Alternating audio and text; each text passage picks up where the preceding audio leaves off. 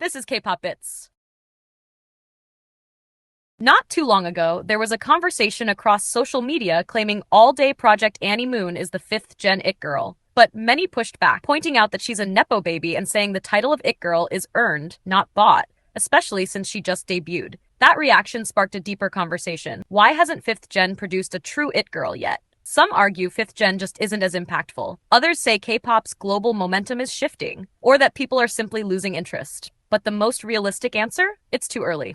For context, 4th Gen started around 2018. IVE debuted in December 2021. Wanhee, often called 4th Gen's It Girl, only started being widely recognized in 2022. That's a 5-year arc. 5th Gen started around late 2023 to early 2024, so we're barely at the beginning. What makes an It Girl anyway? It's not just beauty, it's a specific kind. Beauty that doesn't fit a mold, features that are instantly recognizable, a face that says that's her from any angle. Then there's personality. Blackpink Jennie is cold, chic, and bratty. Wanhee is polished and poised, often called a pick-me, but both evoke strong reactions. Love or hate, they dominate attention. Most importantly, they endure. Jennie was called lazy. Wanhee was mocked for being fake, but both stood firm. In K-pop, every hairstyle, every outfit, every appearance change, it all gets picked apart. Yet despite the pressure, they never cracked. Because what really makes an It Girl isn't how she gets attention, it's how she survives it. Despite it still being too early to crown a definitive It Girl of 5th Gen, there are already a few idols who are budding, sparking conversations, and showing early signs of what it takes to become that girl. First, ILLIT Wonhee. She's considered HYBE's ace right now, constantly pushed to the front and drawing attention even outside her group.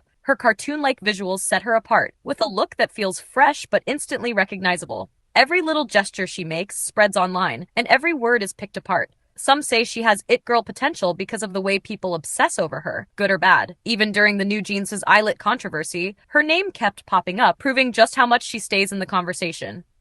Then, there's UNIS Gehlee. Her sleepy-eyed visuals are instantly recognizable. A doll-like appearance paired with a deep voice, which surprises people because of the contrast. The way she carries herself, poised yet fan service heavy, has made her both adored and heavily criticized. She's known for greeting fans warmly, being consistently friendly, and posing intentionally for fan sites, a trait that earns her love from many, but also accusations of being too performative or calculated. In 2024, she became the center of a massive hate train. People accused her of faking expressions, overdoing gestures, and trying too hard to be liked. But despite the storm, she didn't break. She stayed consistent, gracious, calm, and unbothered. She goes viral over the smallest gestures or comments. All around her, 5th Gen idols are labeled as having timid or lackluster personalities, but Gehlee isn't. She probably has the brightest and loudest personality. She's witty and has gone viral many times for clever and comedic things she says that no other 5th Gen idol really does. That's why fans have labeled her the 5th Gen diva, something no one else can take from her, even if the It Girl title isn't hers at the moment, because her biggest obstacle right now is her company. FNF is still learning how to handle idols and is taking a slow, cautious approach to promotion, as the company has only been operating for a little over a year. Most of the UNIS members, including Gehlee, are very young, and their fan base also skews young, which seems to be part of FNF's strategy, to let the fans grow older alongside the group, building long-term loyalty over time. Whether that pays off or delays her rise is still uncertain, but on a global scale, she has massive potential. For international K-pop fans, Gehlee could become a symbol, a face that represents the new wave of idols with cross-cultural appeal. If FNF learns how to market her right, she could easily become the patron figure of 5th Gen for the international audience, someone they see themselves in, and someone they root for loudly.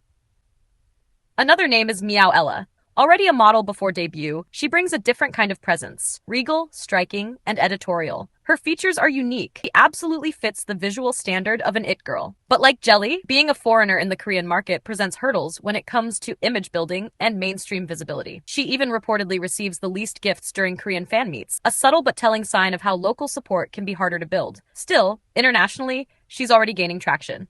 Lastly, there's BABYMONSTER Ahyeon. Talent-wise, she checks every box. Her vocals, stage presence, and polish scream main character energy. Being backed by YG also puts her in a powerful position. But while she's almost too perfect on stage, people say that polish can feel one-dimensional. Unlike Jennie or Wanhee, Ahyeon has yet to show that extra complexity, that spark of unpredictability or polarizing energy that really makes an It Girl pop. Like mentioned, it's still too early to tell. It might take a few more years, and with many more girl groups and idols yet to debut, who knows? Maybe the real It Girl of 5th Gen hasn't even arrived yet. So how about you? Who do you think will earn the 5th Gen It Girl title in the years to come?